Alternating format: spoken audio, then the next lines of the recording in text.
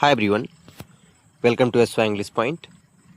So let's try to learn English, and in this video we are going to learn tense, and before this tense we have learned all the four tenses of present. It means we have completed present indefinite tense, continuous tense, perfect tense and perfect continuous tense. So this is the series of past tense, and in this video we will learn the first tense of past indefinite, that is past indefinite. So let's begin. So देखिए क्या लिखा है, past tense, और past का कौन सा, past indefinite tense. Indefinite का मतलब होता है anything that is not certain, जो भी चीज़ क्या सर्टेन नहीं है, दैट इज कॉल्ड इंडेफिनिट। अब देखिए इंडेफिनिट में क्या है, इस इंडेफिनिट का एक और नाम है that is called simple past tense, simple past tense. So let's, तो इसमें आप क्या करिए, लाइन बाय लाइन ध्यान दीजिए, क्योंकि मैं हर एक वर्ड को एक्सप्लेन करता हुआ चलूँगा, जिससे आपकी जो किसी स्टेटमेंट को समझने की जो कैपेसिटी है वो भी स्ट्रांग हो जाए, और वहाँ पर कौन सा वर्ड क्यों आया है और उसका पार्ट्स ऑफ स्पीच क्या है ये भी हम देखेंगे। तो देखिए दिस टेंस, दिस किसके लिए है, इस पूरे टेंस के लिए है, यानी यह टेंस इज़ यूज्ड, इसको यूज किया जाता है इन मीन्स में, किसमें, फॉलोइंग तरीकों में। फॉलोइंग मीन्स होता है क्या, निम्नलिखित, और वेज मीन्स क्या, तो तरीका। वेज का मतलब रास्ता भी होता है। तो देखिए पास्ट एंड डेफिनेट को अगर आपको पहचानना है तो हमेशा दो चीज़ याद रखिए, वर्ब की सेकेंड फॉर्म या फिर क्या, डिड प्लस वर्ब की फर्स्ट फॉर्म। ये कॉम्बिनेशन होता है पास्ट एंड डेफिनेट टेंस का, और ये बताता है एक्शन। अगर पास्ट एंड डेफिनेट टेंस में किसी थिंग्स की स्टेट बताना हो, अवस्था बताना हो, तो उस केस में क्या होता है, यूज वाज या वर। वाज आता है सिंगुलर के लिए और वर आता है किसके लिए, प्लूरल के लिए। और अगर बताना हो पोजेशन की, कोई चीज़ आपके पास पास्ट में थी लेकिन अब नहीं है, तो उस केस में आप क्या यूज़ करेंगे, हैड। जैसे आई हैड अ कार, मेरे पास एक कार थी, but at present I don't have any car. So let's begin.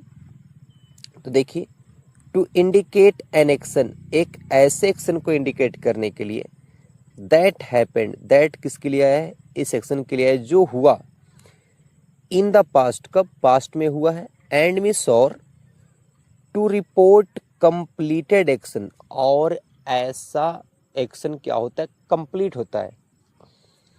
It is used, इसको यूज किया जाता है, ऑफ्टन मीन्स अक्सर, इन रिकाउंट्स और नरेटिव्स, किसमें, रिकाउंट्स। रिकाउंट्स का मतलब होता है जब हम प्रीवियस इवेंट्स को याद करते हैं उसमें, या फिर नरेटिव्स में।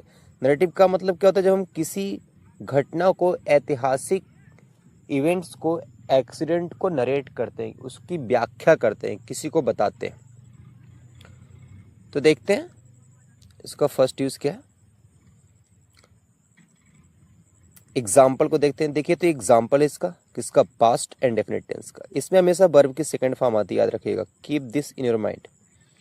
जैसे अगर फर्स्ट एग्जाम्पल देखेंगे आप यहाँ पे, तो क्या दिया है, we closed the shop at 8 PM। तो हमने क्या किया, वी सब्जेक्ट हो गया, हमने कर दिया क्लोज्ड, बंद कर दिया किसको, शॉप को, कितनी बजे, एट 8 PM। तो ये घटना बता रहा है पास्ट का। जब भी पास्ट के वन टाइम एक्शन को बताने के लिए हम कौन सा टेंस यूज करते हैं, पास्ट का indefinite. She met me last year, देखिए यहाँ पर फिर टाइम है पास्ट का, पिछले साल, मतलब सी मीन्स वह, मेट मीन्स मिली। मेट क्या है, मीट का सेकेंड फॉर्म है, मीट जो है वर्ब की फर्स्ट फॉर्म है। तो मिली किससे, मुझसे, कब, लास्ट ईयर, पास्ट का इवेंट है। I visited the Taj Mahal, visit का मतलब है किसी प्लेस पर जाना, तो मैं गया। देखिए ईडी लग गया, जब भी किसी वर्ब में ईडी लग जाए तो सेकेंड फॉर्म और थर्ड फॉर्म होता है, और ऐसी वर्ब जिनका सेकेंड फॉर्म और थर्ड फॉर्म ईडी ऐड करके बनाते हैं, उनको ग्रामेटिकल टर्म्स में बोलते हैं रेगुलर वर्ब। कौन सा वर्ब, रेगुलर वर्ब। तो देखते हैं, तो हमने ताजमहल, मैं गया, कब, 3 months एगो, 3 महीने पहले, यानी कोई घटना कब हो चुकी थी, पास्ट में, पास्ट का इवेंट है।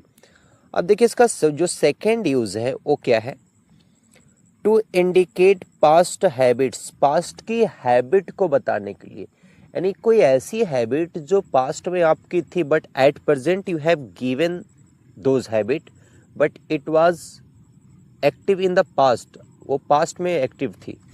या फिर रिपीटेड इवेंट्स, रिपीटेड का मतलब क्या होता है, anything that happens again and again, कोई ऐसा इवेंट जो बार बार रिपीट हो रहा था। कब, दैट आर नाउ ओवर, और जो अब क्या हो गया, खत्म हो गया, यानी कि वो हैबिट या वो फिर इवेंट होना बंद हो गया, लेकिन पास्ट में वो आपकी हैबिट का हिस्सा था या फिर वो बार बार हो रहा था।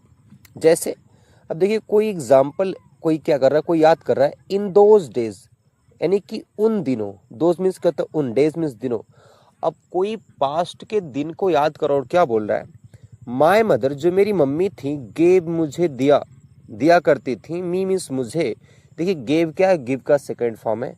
सम पॉकेट मनी, कुछ पॉकेट मनी, पॉकेट मनी का मतलब होता है डेली एक्सपेंसेस, जो बच्चों को मिलते हैं ताकि वो कुछ खा पी लें या फिर अपनी एसेंशियल चीज़ों को बाय कर सके, यूज कर सके।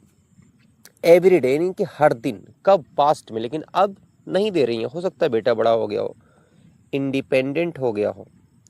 दूसरा एग्जाम्पल क्या है, आई ऑलवेज, मैं हमेशा, रोड, रोड क्या है, राइड का सेकेंड फॉर्म है। ए बाइक, मैं हमेशा एक बाइक चलाया करता था।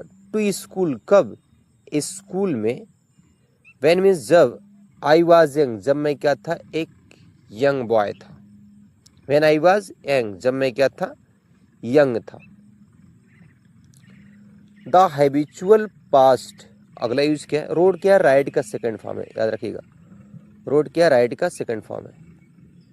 नेक्स्ट, इसका नेक्स्ट यूज है द हैबिचुअल पास्ट, ऐसा पास्ट जो हैबिचुअल था, can also be expressed by using used to, यानी कि देखिए जो सेकेंड यूज था, हम बोल रहे कि कोई ऐसी हैबिट जो पास्ट में आपकी थी, या फिर पास्ट की हैबिट को एक अलग तरीके से यूज कर सकते हैं, किस स्ट्रक्चर को यूज करके, यूज टू को।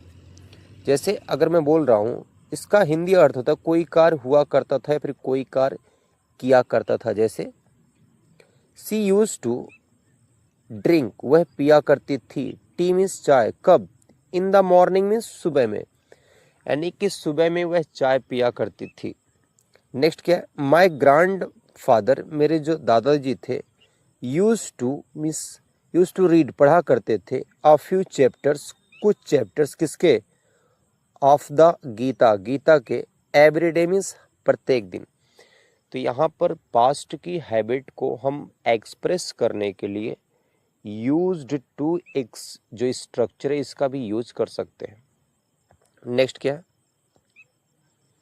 बोल रहा समटाइम्स, समटाइम्स का मतलब था कभी कभी। दिस टेंस, यानी कि यह टेंस, इज यूज्ड, यूज किया जाता है, विदाउट मीन्स बिना, एन एडवर्ब ऑफ टाइम, बिना adverb of time. Adverb of time क्या होता है, last time, on Sunday, previous year, 3 months एगो, जो बताता है टाइम के बारे में, उसे हम क्या बोलते हैं, एडवर्ब ऑफ टाइम।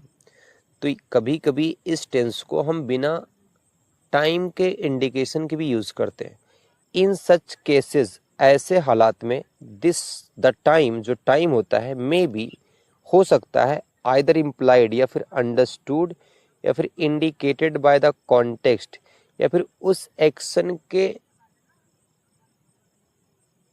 एक्सप्रेशन के द्वारा अंडरस्टूड होता है, उसकी मीनिंग के बेस पे। जैसे अगर मान लीजिए कोई बोल रहा है, देखिए आई लर्नड पंजाबी इन चंडीगढ़, तो लर्नड क्या है, लर्न की सेकंड फॉर्म है। अब देखिए जैसे मान लीजिए आप एट प्रेजेंट दिल्ली में रह रहे हैं और दिल्ली में कोई आपसे कोई ऐसा पर्सन मिला जो पंजाब का था और आप उससे पंजाबी में बात कर रहे हैं, तो वो हो जाएगा सरप्राइज, वो बोलेगा आपने इस लैंग्वेज को कहाँ सीखा, तो आप क्या बोलेंगे, मैंने इसको सीखा कहाँ पर, चंडीगढ़ में। यानी कि इस सेंटेंस के बेस पे लग रहा है कि आपने पहले सीख लिया होगा तभी आप बोल सकते हैं।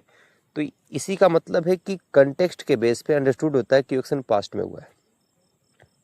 नेक्स्ट क्या है, to indicate another action which happened in the middle of और लॉन्गर एक्शन। इसका मतलब ये हो गया, देखिए कोई एक्शन है जो लंबे समय तक हो रहा है, कंटिन्यू है, और इसी बीच में कोई एक्शन कहीं पर हो गया, तो ऐसे जो अचानक कोई एक्शन हो गया, एक बड़े एक्शन जो कोई एक्शन कंटिन्यू था उसके बीच में जब कोई एक्शन हो गया, तो ऐसे एक्शन को इंडिकेट करने के लिए कौन से टेंस का यूज करते हैं, पास्ट का इंडेफिनिट। जैसे एग्जांपल देखिए, जो लाइट है वेंट आउट चली गई, वाइल मीन्स जब, कब, while I was watching my favourite TV channel, जब मैं अपना फेवरेट टीवी चैनल देख रहा था उसी उसी समय क्या हुआ, लाइट चली गई। तो देखिए ये एक्शन हो रहा था और इस एक्शन के बीच में एक एक्शन और हो गया, कौन सा, लाइट का जाना। तो देखिए वर्ब की सेकंड फॉर्म, ये टेंस कौन सा है, पास्ट का इंडेफिनिट है सेकंड फॉर्म।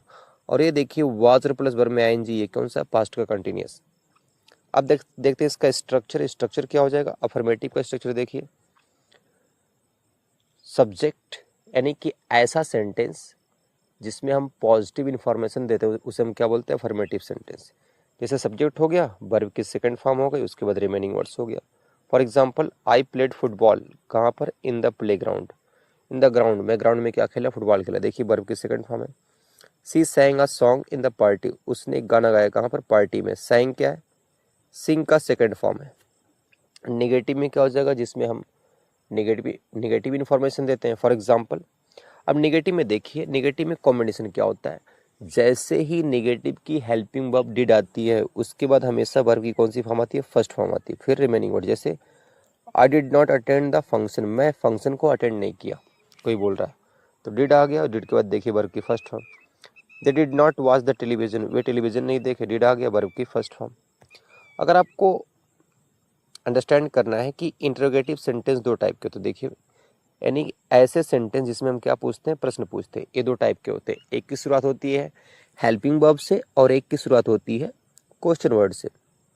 अगर ये नहीं समझ में आ रहा है तो आप मेरी फर्स्ट वीडियो जो प्रेजेंट इंडेफिनिट की है, जो ऑलरेडी अपलोड है, उसको देख सकते हैं। तो इसमें क्या है, डिड पहले आता है, उसके बाद सब्जेक्ट, फिर first form of the verb, फिर रिमेनिंग वर्ड, उसके बाद एंड में question mark.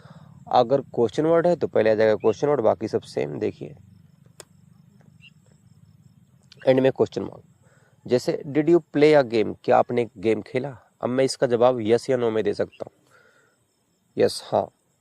Y did she abuse her friend, उसने अपने फ्रेंड को गाली क्यों दिया। अब्यूज का मतलब क्या होता है, गाली देना।